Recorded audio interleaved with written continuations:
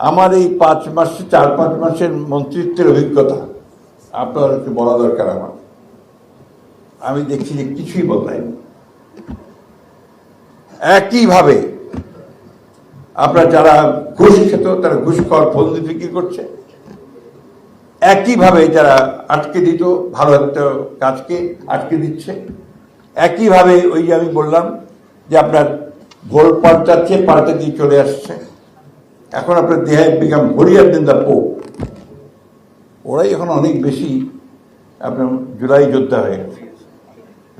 এই কথাগুলো আক্ষেপে বলছি এই জন্য যে আমার বয়স অনেক, আমি তো সত্যিকার অর্থে এবার পরিবর্তনটা দেখতে চেয়েছিলাম, এখন পর্যন্ত সেটা আমি দেখছি না আমাদের মধ্যে।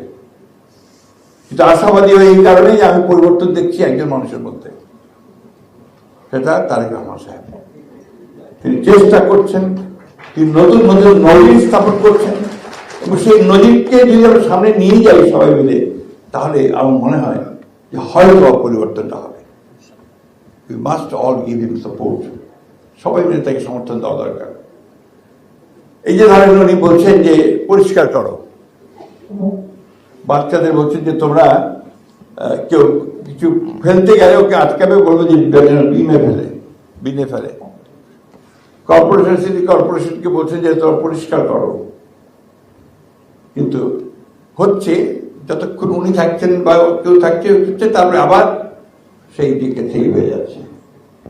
এই যে মন মানসিকতার পরিবর্তনের তা আনতে হবে, সকলকে আনতে হবে।